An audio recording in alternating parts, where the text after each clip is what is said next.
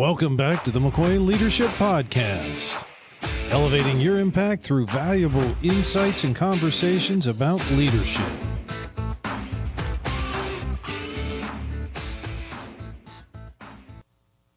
Welcome back to another episode of the McCoy Leadership Podcast, and today we have Zoe Thompson with us.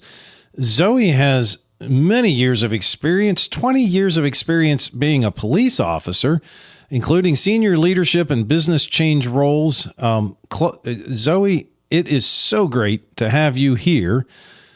Why don't you tell us a little bit about how you ended up where you are today and dealing with leadership? Thank you. Thank you so much for having me. So in a nutshell, I'll try and keep this as succinct as possible, and then I'm sure your questions will dig into it a little bit more. So I started working for the police at 18. I always wanted to be a police officer. Here in the UK, you can't apply to be a police officer until you're 18 and a half. And one of the things that they ask is that you have life experience. So when I finished school, I got a job at the local police station, so civilian role. And the aim was to work in that role, gain the life experience so that when the recruitment process opened, I would be in a good position to apply. So I did apply. But didn't get through. So I failed the recruitment process by a couple of marks on one of the psychometric tests, which I will always wonder what would have happened had things have gone in a different way, because that really set my career off in terms of leadership. So I didn't get through to the police, was absolutely gutted for not having that opportunity to be a police officer. But very shortly afterwards, an opportunity came up to apply for a team leader position, which I went for. And that then really started off the leadership journey. So out of the 20 years that I worked for the police, 15 of those were in leadership roles, and certainly the last 10 were in senior leadership. So out of the 20 years, the majority of my time in the police service was as a civilian, but in leadership roles. So when my role was made redundant back in 2017, and I looked at, okay, what do I do now? Because I haven't ever worked for anybody else. And actually at that time, it felt like starting a new business was the better option than going through a recruitment process and working for somebody else. So slightly naive as to what is required to run a business. However, I'm quite glad actually that I didn't know too much, because it didn't stop me from just leaping into it. So I've been working as a coach and trainer for the last 8 years now. I do leadership training and coaching, and also support individuals, some of them who are also business owners, to find aligned success. So success, as I say, that feels as good as it looks, because I think we can have success that doesn't feel good. We need to have success that is aligned with what's most important to us. So whether that's through leadership work or through sort of the private one-to-one coaching, that's the common and golden thread that runs through it all. So you mentioned as you started your new business that maybe it wasn't all sunshine and roses at the very beginning, which I think many of us find out as we go through and start our first business. And it doesn't matter, first, second, third. Many of us aren't smart enough to stop at any point in time. So with that, you continued to move forward and you continued to strive, and now you're 8 years in and you have a good client base and you have lots of material out there. You mentioned, going through the recruitment process for the police. You didn't get in on the first round, but you continued to move forward and you continued to do things. You also, personally, I believe, have done some international strong woman competitions as well, right? Yeah, that's correct. And I'm guessing that requires a lot of training, and I'm guessing there might have been some bumps in the road along the way to get there. Mm. So out of all of those, I'm seeing a common theme that you have the tenacity to move forward in any situation. But through all of those, how has that shaped you as a leader today? It's a great question. I love that you called it tenacity, because my friends and family would probably use the word stubborn, headstrong and stubborn.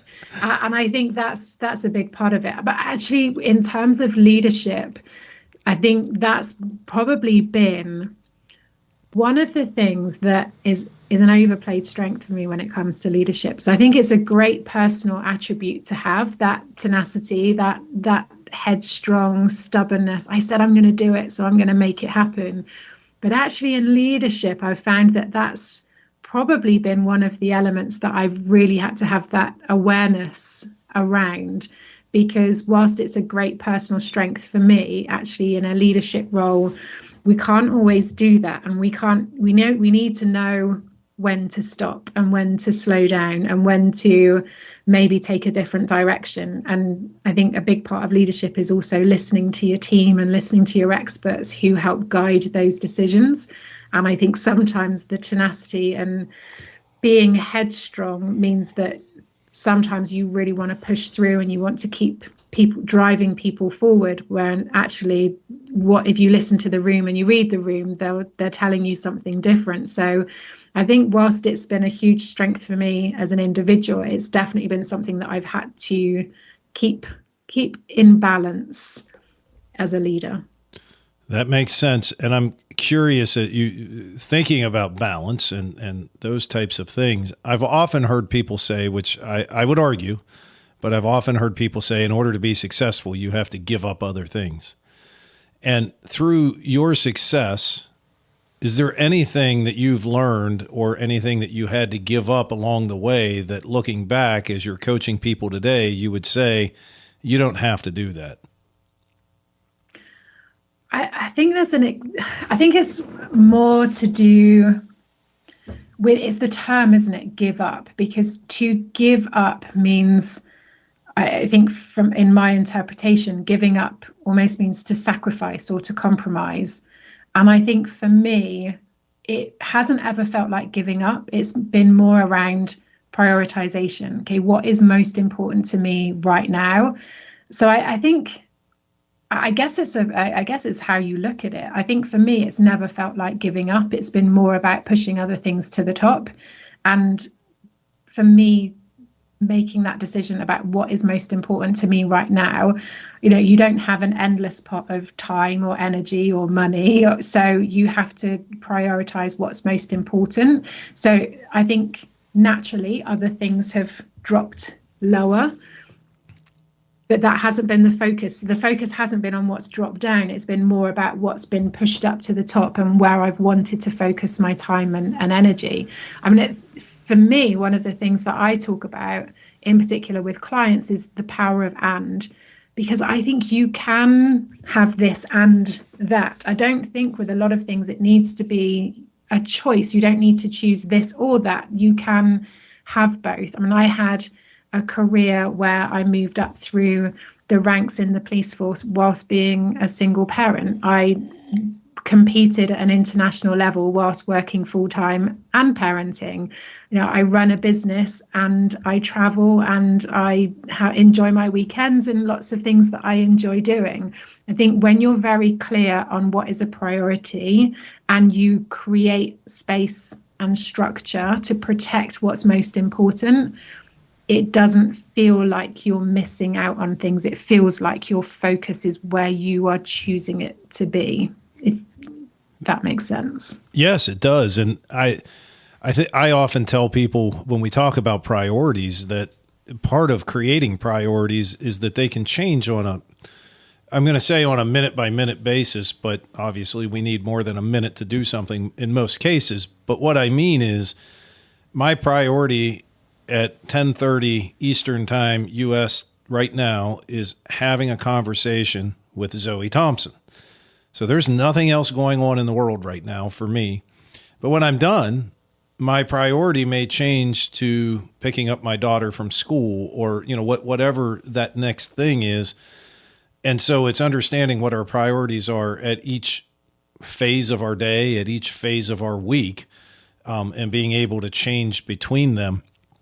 Interestingly, which I'm kind of curious what your thoughts are around this. I was just recently having a conversation. My wife is a school teacher, and we were talking about accountability. Back up. We were talking about critical thinking within elementary school students. And she explained to me that they offer critical thinking as part of their curriculum. And I said, well, what does critical thinking mean to you? And she gave me a definition.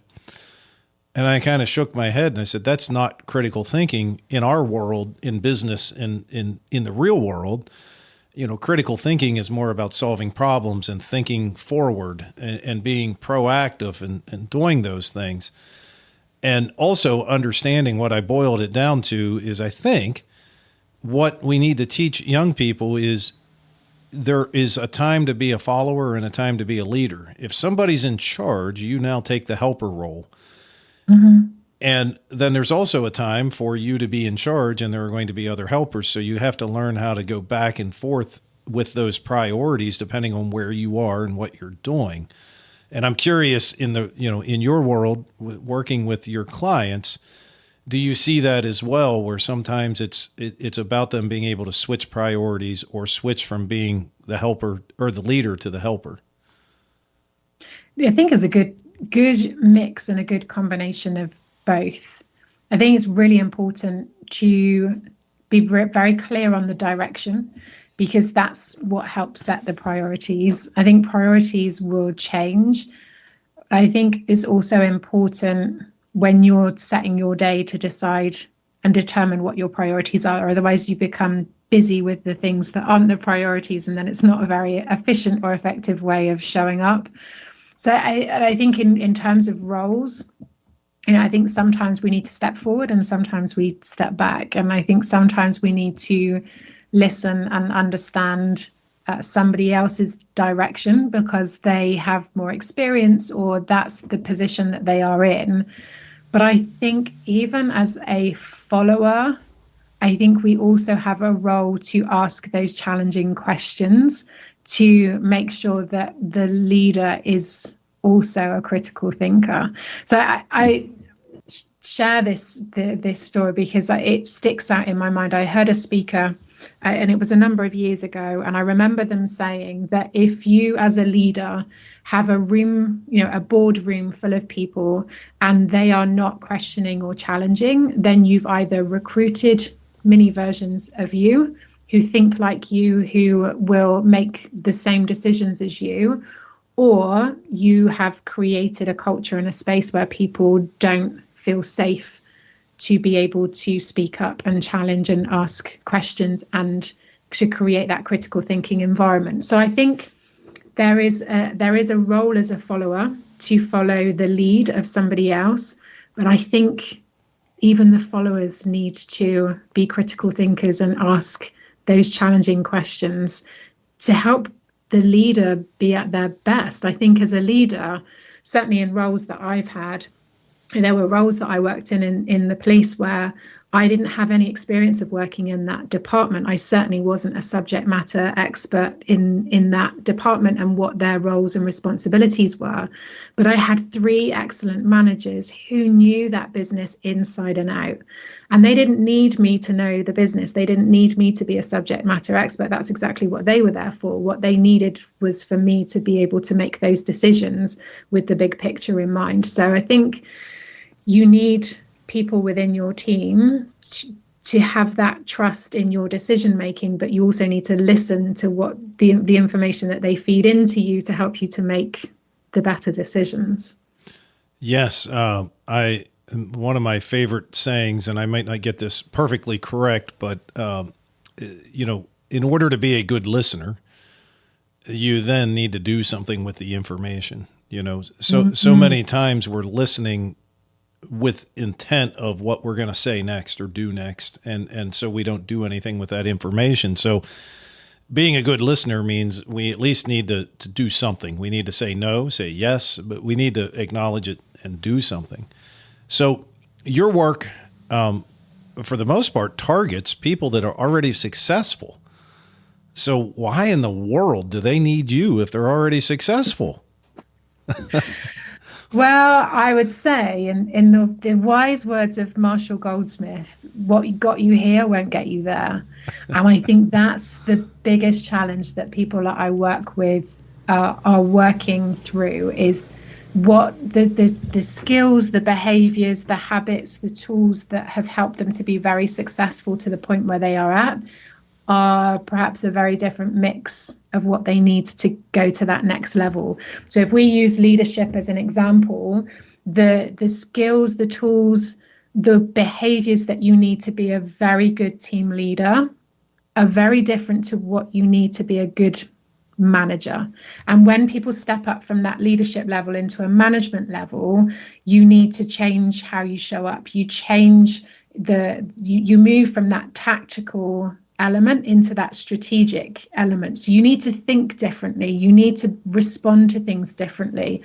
And I think there's an identity piece in there, in that you need to step into that next level. And I think that's a lot of the conversations that I have, are helping people to understand who do they want to be at that next level. What are they, in shredding and leaving behind, and what do they want to bring with them? Who do they want to be as a manager? How do they want to be seen? How do they want people to experience that leadership at the next level? And it's helping them to shape all of that. You're absolutely right. People have all of the answers. It's they don't always have the questions that they need to ask to get to those answers. And that's where I think coaching is such a valuable experience for people, is because we ask the questions to help them to bring those answers to the surface. I think we're thinking partners, essentially. We're asking different questions to help them to explore different perspectives, and when they explore different perspectives, they come up with different options that they might not have seen before. But ultimately, the answers are there, so they would get to them eventually. It's just a more efficient way of and a speedier way of getting there. And I think with a lot of ambitious, high-performing people, they want to get there as quickly and as efficiently as possible. And I think a lot of people recognize that coaching is a great way to be able to do that. So you said a couple of things there that I think are really important for our listeners, and I just want to make sure that we kind of encapsulate that. And so the first was the tools that got you here may not be the tools that are going to get you to the next level. And so in my mind, that kind of what ran through my mind was maybe a manufacturing plant, and the best machine operator in that plant becomes the supervisor. And that's a natural progression. And so they're really good at doing the job. They understand the job, and now they're managing people, things, but they're not leading, they're just managing. So what I'm drawing a line to, that you said there's a difference between being a manager and a leader. And so those same tools, maybe they're now a really great supervisor, so they come up for promotion to come into a leadership role. They may not be successful with the same tool set. Did I get that right? Yeah, I think it's a combination of recognizing that is a different skill set. So what makes you very good at being the most experienced on your team is a very different skill set to the skills and attributes of a good leader. And I think we see in a lot of industries that people have been in the role for a little while, they become a senior in that role because they've got the knowledge, they're a subject matter expert in that field. And so then they get promoted into leadership. But leadership is a completely different toolkit. It's a different skill set. And I think we don't always, we don't always upskill before they go into leadership. So it is a completely different skill set. So one of the questions that I explore with clients is, what's the gap between where you are now and where you want to be? And is it a knowledge gap? Is it a skills gap? Or is it an action gap? And when we know what's in that gap, then we can work out what we need to do to bridge that gap. And I think there will be a lot of people who are really good at the jobs that they do and naturally take over some of those behaviors into leadership. and they do become a very good leader, but they'll also be learning other skills along the way.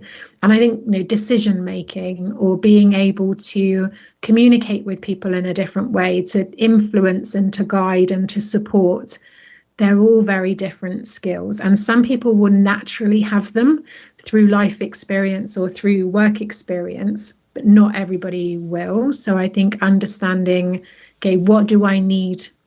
What tools do I need in my toolkit for me to be a very good leader, or for me to be a very good senior leader? And that will be different.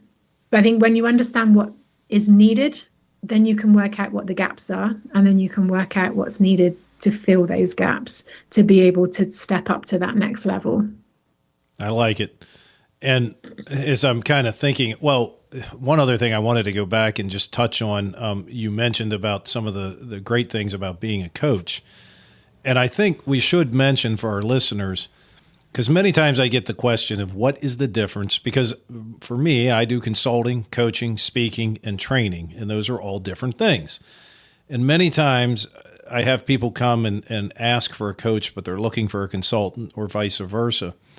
And so what I tell people is the big difference between a consultant and a coach is, as a consultant, I may do work for you. I will come in, I may have a deliverable. As a coach, I never leave with or very rarely do I leave with a deliverable.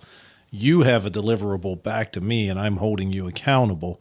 What are your thoughts on what that difference is? I know, I like that explanation. I think for me, I like the term thinking partner. I like the ethos that the person who's sitting in front of us is a resourceful, experienced person, and that they have the answers, that our role as a coach is to ask them different questions to help them to find their answers. And I totally agree with what you're saying. They set the direction. The question I always ask at the beginning of every coaching session is, what would you like to focus on today? And what would you like the outcome to be from this session? What do you want to walk away with? Whereas I think it's very different for a consultant in that that's sort of that co-working collaboration. So it's very much set by them. I am not bought into the outcome. My role, my responsibility is to understand where they are now and where do they want to get to, and to support and guide them to get from A to B. So I like somebody that I worked with once described it as a guide and an explorer. So I think that's a nice way of putting it as well. So you are there to guide, but ultimately they are the explorer. So they go where they choose to go with it. So I think it's a very equal, then they're not looking to me as the expert, whereas I think with a consultant, they're very much looking at you to have the answers and to tell them what the answers are, and then help them to implement the answers. Whereas I think with coaching, and I do get asked, I think it's a very natural thing for people to say, well, what would you do? Or how did you do this? Or what would you advise? And then being able to say, okay, well, what would you do if, how would you explore this? What do you think your options are? What feels best for you? Rather than guiding them down a particular route. I think it's nice. It's a nice position to be in, to be able to hold that space for somebody to walk around a challenge and explore it from different perspectives, and ask them different questions that you see that very visible response where people go, oh, I hadn't thought of it like that, and I think that it's one of the enjoyable moments about coaching, when you see that light bulb moment where people suddenly see a different option, and they start to explore that and come up with different ideas. And I think the nice thing about that is it's coming from them. It's not me giving them the answers. It's not me suggesting things that they can take away and do. It's just holding that space, which I don't think we get in this world. In this day and age now, we don't have time or space unless we really create it and protect it. We don't naturally have spaces in our day to sit and think or explore or be creative or be curious. And I think that's what I love about coaching is giving that space and holding that space for people to be able to do that. I like that. And the last thing on coaching that kind of came to mind as you were talking is I often will tell people as well, coaching is all about where you are today to where you want to be. As you said, you called it a gap. And hey, maybe I should use Mind the Gap as for that. I love it. I'm sorry. But many times people want to concentrate on the past. And what I always tell people is that's where you need a therapist, not, when you're talking about the past instead of the future. And so you have also come up with 5 pillars. You call it your PIPS framework, not to be confused with the apple seed, right?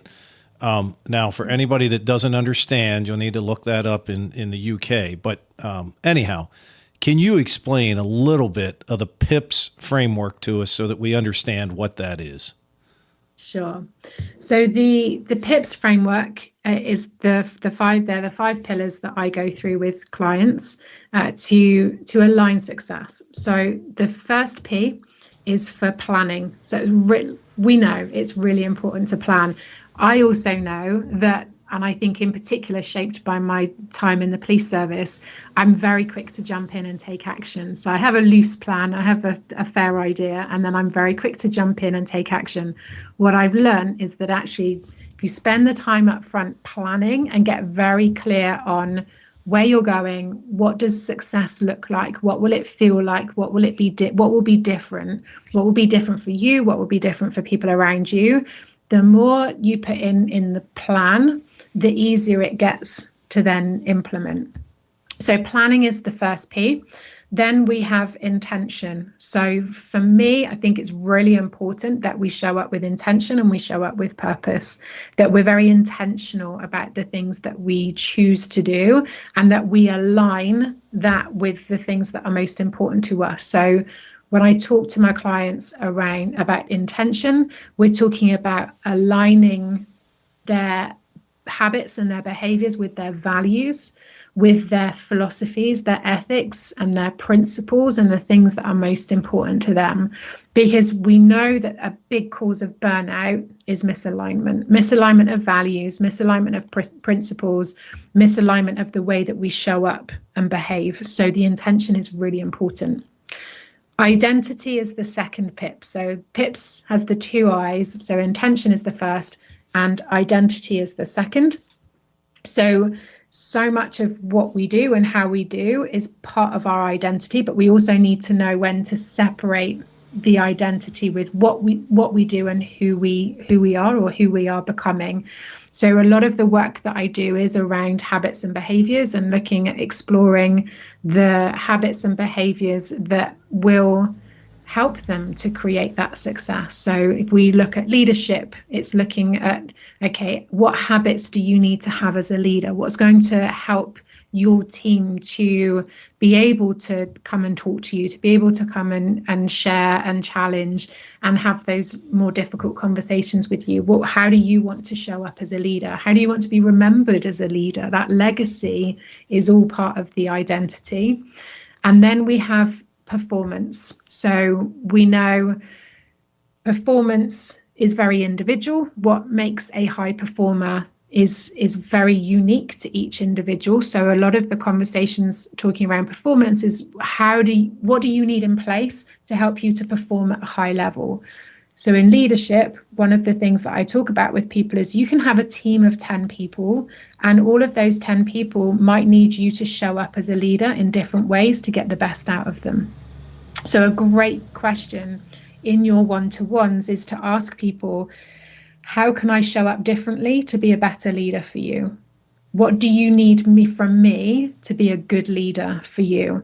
Because it will be different for each individual. It's like anybody who's got more than one child knows that you need to show up as a parent slightly differently with each of your children. It's not about the love and attention and respect. It's just in terms of your behaviors and how you engage and how you communicate needs to be different to get the best out of people. So when you understand what you need to perform at a high level, it becomes much easier for you to then be able to communicate that to other people. This is what I need from you. This is what I need in place to perform well. But also we need to understand what motivates us. What is it that drives us forward? What is it that helps us to keep going? Where do we need to be more disciplined? And where can we be more consistent? So sometimes it's just one habit change, one behavior change that we can do consistently that can completely change the course. Sometimes we think that it needs to be a very big change for things to be very different, and that's not always the case. So in performance, we look at, okay, what do you need in place to perform at that level? And then the last S is for structure. So the structure holds everything in place and enables everything that comes in before that. It enables that to happen.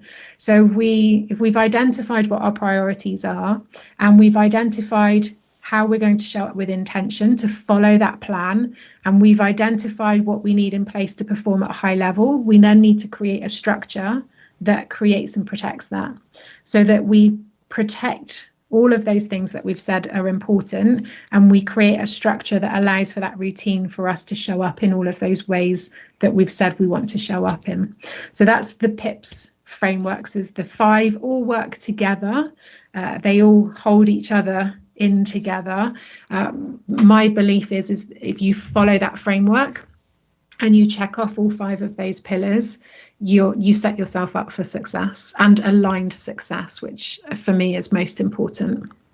I like that. And I think many times I've run into a successful, by all of our standards, a successful person that is not aligned with their own values, and that causes, internal conflict. The other thing I wanted to draw a little bit of attention to was, you said sometimes it is in the performance piece, which is where we're doing all of the things that we've put together, that sometimes it's a very small change, or it's one habit that we change that makes the difference. And John Maxwell once said that he often gets a question, about, or somebody will come to him and say, I want to be a writer. What would be your suggestion? Because he's written 100 books. And he says that his suggestion is always the same to everybody: start writing with one word. And, a millionaire that has all kinds of money, they didn't get there all at one time. They got there $1 at a time. So I think that is really important for our listeners to realize that any of the changes that you're talking about might only be a very small item, and then done day after day compound into something different. I'm also a little bit curious. You've talked about vision, the planning session. How many times do you run into an executive that they know they want to go somewhere other than where they are, but they don't have a clear vision, or maybe they think they do, but as you dig into it, it's not really a clear vision? How often does that happen? More than I think you would expect for somebody who is already at that level. I had a conversation with somebody recently, and I was saying that I was using the analogy of saying that I love working with people who are already halfway up the mountain. So they've already, like you said at the beginning, they've already achieved a lot, but they're not, this isn't the summit for them. There's more to come. They want more. They're driven for more. And we were talking about this analogy, and I asked him and said, where are you on the mountain? And he said, I think I'm about 2/3 of the way up. So I asked him the question. I said, what's the top of the mountain for you? And he didn't know.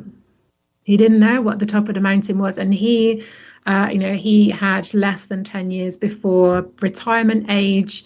So, I think there's probably a lot of people that we think have that mapped out, and they've got that vision and they know where they're going. And then what happens when they retire and then come down the other side of the mountain?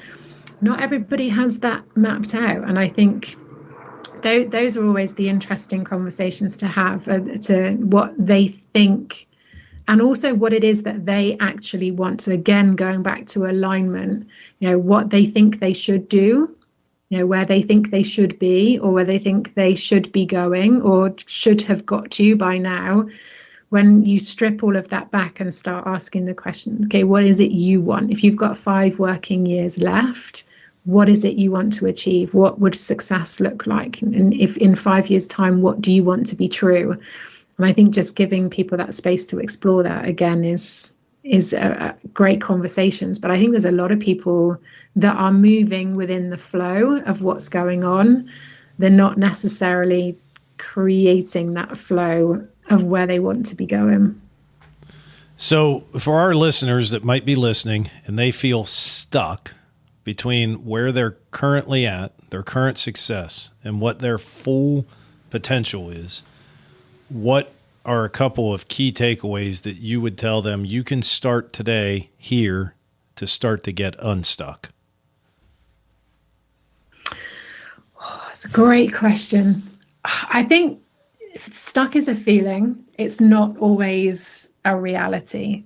So I think that would be my first question. Okay, why stuck? What feels stuck and what doesn't feel stuck? Because again, we tend to focus on the negative, don't we? We tend to focus on where the fears or frustrations are. So I think that question to help them to look at it from a different perspective. Okay, what's not stuck? What isn't stuck, and what do you know? Where do you know you want to go? And then build the detail around that. Most people start with the negative. If you ask them what they want, they'll start with what they don't want, and then they work back from there. So I think those questions, okay, what is it you want instead? What would unstuck feel like? Where would you, if you could wake up tomorrow morning and things would be different, what would you want, what most of all, what would you want to be different? But I think if they can identify what is stuck or what's creating that feeling of being stuck, I think that then quite often just shifts things on its own without even making any changes. I think sometimes the mind is a powerful thing, right? I think sometimes that feeling of being stuck is not always the reality of being stuck. And I think look at what's in your circle of control and influence. I think write everything down. The exercise that I tend to do with clients is get it out of your head and onto paper. First things first, because you can't see it when it's inside your head. You need to get it out of your head and onto paper. Then go through and cross out anything that is thoughts or feelings, because that's not fact. It's a very temporary version of the truth. It's not always real. So cross out anything that is a thought or a feeling and focus on what is a fact. Then when you've got your list of facts, and the list is going to keep getting smaller and smaller, then cross off anything that is not in your control or you cannot influence. And then by the end of the exercise, you should then have a very small list of things that you can control, things that you can influence that are factual. And then the next question is, what's the smallest thing on that list that would have the biggest impact? And start with that.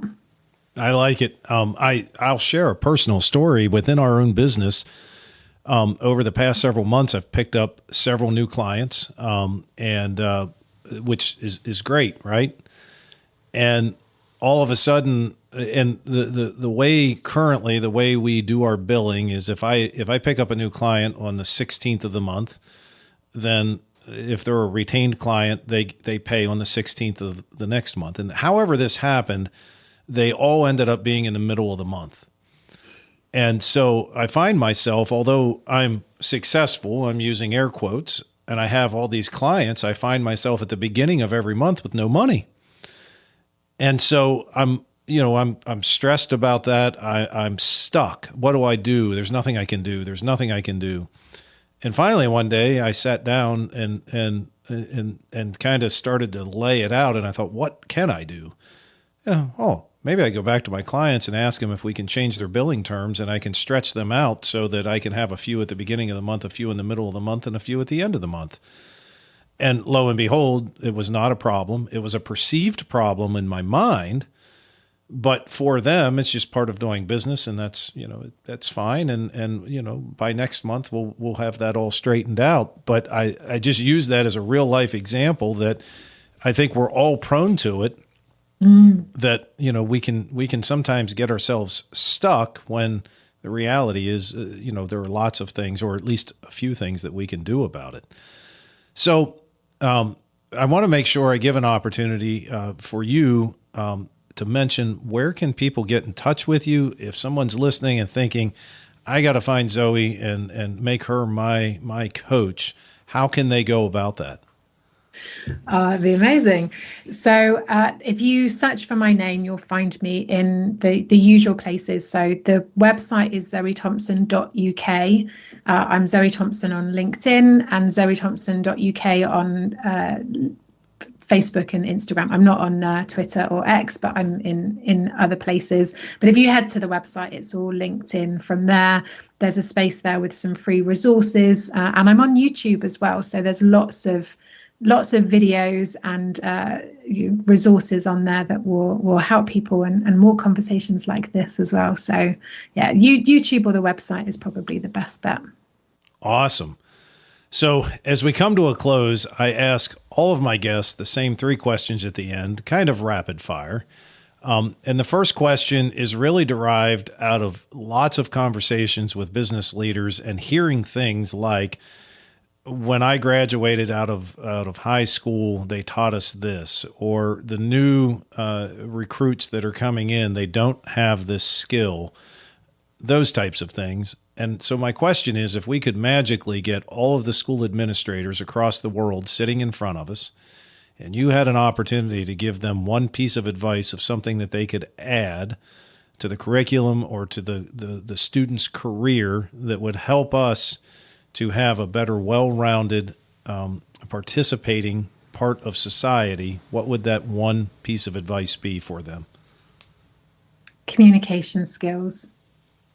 So often it all comes down to the ability to listen and to communicate effectively. I like it.